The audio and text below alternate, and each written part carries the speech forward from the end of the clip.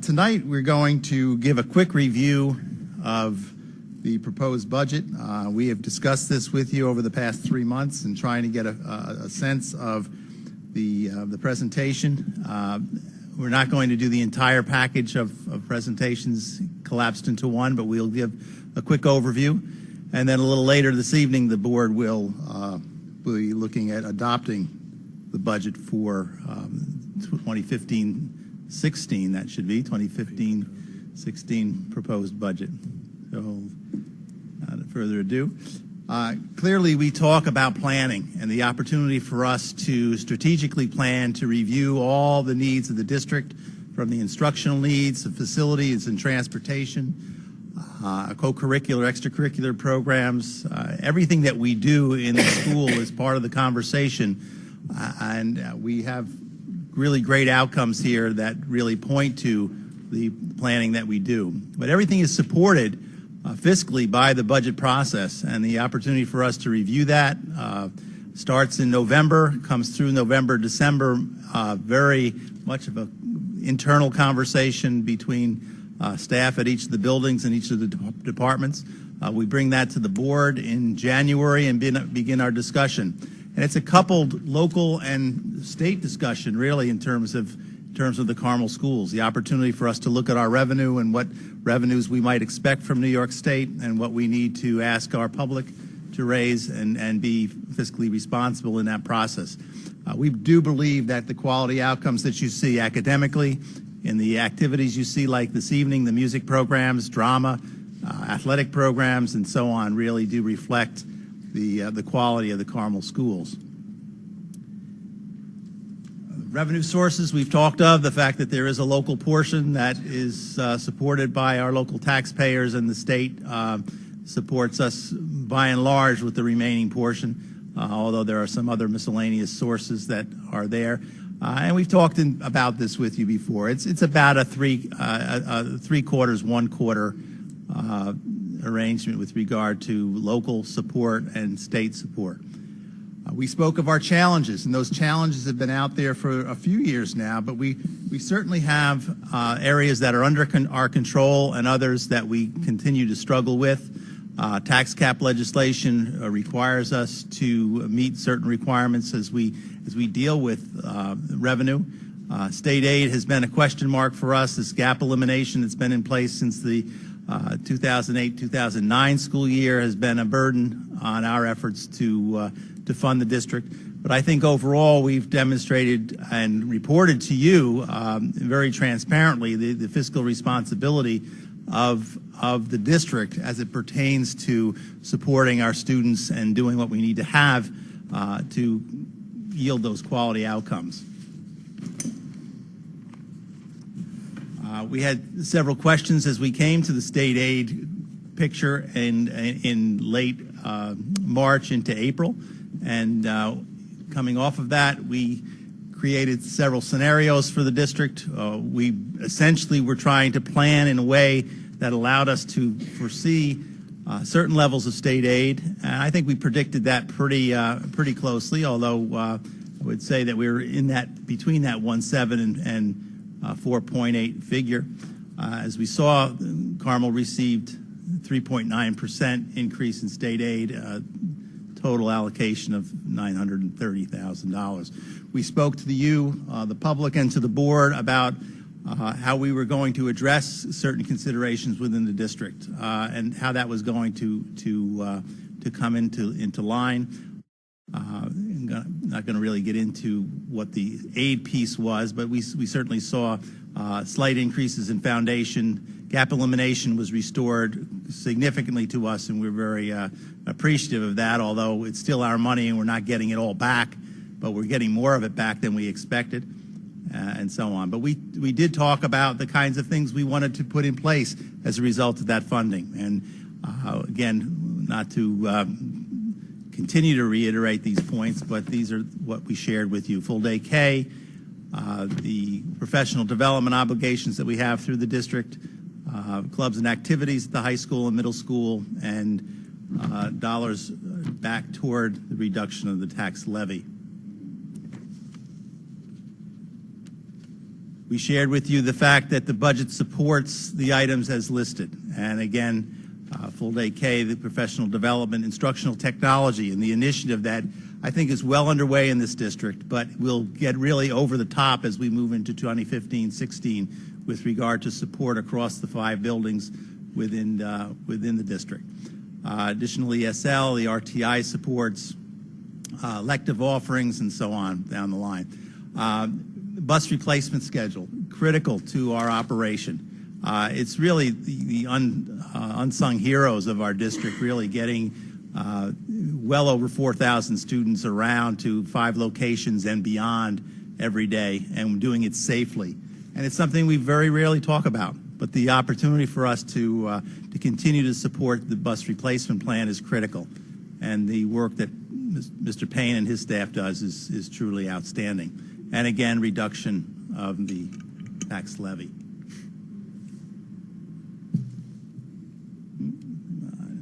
Doesn't want to move. Okay. There you go. Okay, that brings us to the recommended 2015-16 budget. 119,052,258. It's a budget-to-budget increase of 2.32. That's higher than the number we've talked about going along because our state aid came in higher, and we obviously applied that to the total. So in some respects, we take a look at that as the additional budget-to-budget number, obviously, but it's nice that it's coming from that external source of state aid. The tax levy increase, 2.12, which is below the allowable increase for Carmel, which is the number above the 2.23. So we've been able to reduce that below what is the maximum allowable, bringing it in at 2.12.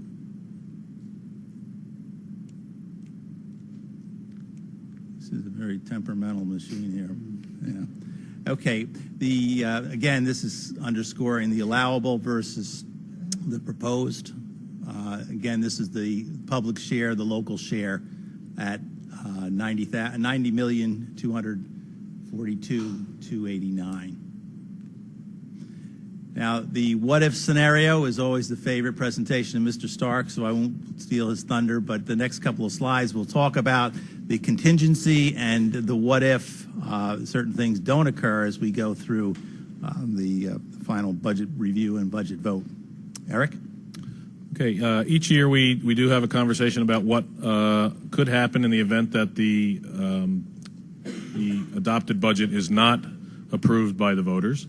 And there are a couple of things that can happen under state law. So the first thing that would happen if the voters did not vote for the proposed and adopted budget would be that the board would have 2 choices. They could put that up for a vote for a second time. It can either make changes to the budget or present the same budget again. And the other thing it can do is it can choose to go to a contingent budget immediately if it's so desired. The contingent budget prior to the tax cap legislation was tied solely to the expenditures not increasing by more than either 2% or CPI. And that really is not. That still is the case, but it's not as important any longer because if you adopt a contingency budget now, it must have the same tax levy or lower tax levy than the prior year. So at a 0% tax levy increase or the same tax levy as the prior year, it's very unlikely that you would find that you would have an increase in the expenditure budget that would get to the point of being at the level of CPI or 2%, whichever is higher. I pushed the right way. So the difference that we would have in the event that we were to adopt a contingent budget would be approximately a decrease of $2.25 million approximately. So we would be forced to have the same tax levy as last year. That would reduce from what our proposed budget is at $119 million and change to $116,806,000, and you can see that would be a 2.32% proposed increase. Under the contingent budget, it would be just 0.39%. In order to get there, we would require as I said, $2.25 million in reductions. So essentially what would occur at that point is all the things that we've talked about over the past few meetings that we were adding in as a result of the great situation that we're finding ourselves in terms of the aid, we would have to pull back out. So under a contingent budget, you are not permitted to purchase any equipment whatsoever. So we've taken all of the equipment out of the budget. That's a number that's a little over $500,000. All the buses, the buses are included with the equipment. The full-day kindergarten edition that we've talked about putting in place, we would not be able to fund that. That includes that instructional staff. I take it back. In addition to that, there would be 7.5 FTE positions of existing staff that would have to be reduced, and staff development dollars and additions that we've made to clubs and activities at both the high school and the middle school would have to be removed from the budget. And that is it. Okay. So as I mentioned earlier, we did want to give that overview as part of the superintendent's report tonight, just to remind the board, walk it through, and also give the public the opportunity to see. And as I mentioned, a bit later on the agenda is the recommendation to adopt for this evening. Thanks, Mr. Krebs. Thank you, Sue. Thanks, Sue. Okay, 2015-2016 budget adoption. I'll take a motion on that. Eric and John. I just have a quick comment. I'd like to thank it's a lot of hard work. I'd like to thank the administration and all the work that this board has done to bring this budget to a vote this evening, regardless of how the vote goes. But I think it was a well done budget. I think the administration did a great job. I'm personally happy that we were able to do full day kindergarten. I think that is going to be advantageous to our district. I think it's going to be a good thing for us to do. And I think when you look at the budget, I believe it to be a fiscally responsible budget, and it puts things in there that certainly the district needs. I could tell you one thing about budgets. I came in 1999, and one of the first things that we had to do was purchase all brand new instruments for our music program. And I remember going through that process of having to buy them. And obviously, those of you that have been around a long time, that was certainly far from what we've actually accomplished in the district. But that was something that we had to do. And we also had to buy all new microscopes. So when you take a budget and you do not fulfill obligations from year to year to year, you will find that you will not have things that you actually need. And these are student useful things, not something that adults are using. These are something that the students actually use. And when you hear a performance like you heard tonight, I am so happy that we have these great instruments that these youngsters could perform the way they did tonight. So that's just my kind of 2 cents as it relates to monetary issues in the budget. Anyone else? Okay. All in favor of adoption? Aye. Opposed? Abstentions? And our budget is adopted. Thank you, Dr. Ryan. Thank you. Okay. 7.0.